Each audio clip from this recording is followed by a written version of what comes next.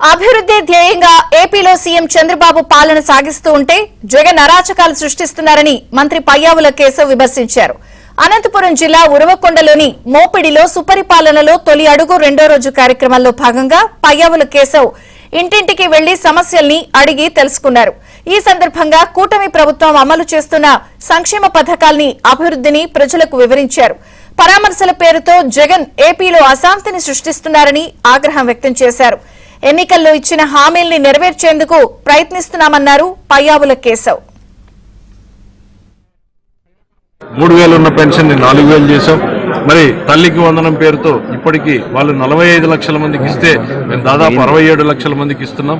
10,000 కోట్లు ఖర్చు పెడుతున్నాం. అంటే వాళ్ళకన్నా డబుల్ 5,000 కోట్లని పెంచాం. నిద్రలో కూడా ఆ అరాచక పాలన గన్నులు అనేటువంటిది గుర్తుకొస్తుంది అని అంటేనే అర్థమవుతుంది. ప్రజల మధ్య అశాంతత అభద్రతలతో భయపెట్టి నడపాలనుకుంటున్నాడు ఆయన. గన్నులు ఎవరి మీద ఎక్క పెడతారు? రప్ప నరుకుదామంటే మంచిదే కదా అంటాడు. ఎవరైనా అంటాడా ఓ నాయకుడు, రే తప్పురా నాయనా అది అట్లా మాట్లాడకూడదు అనాలి కదా.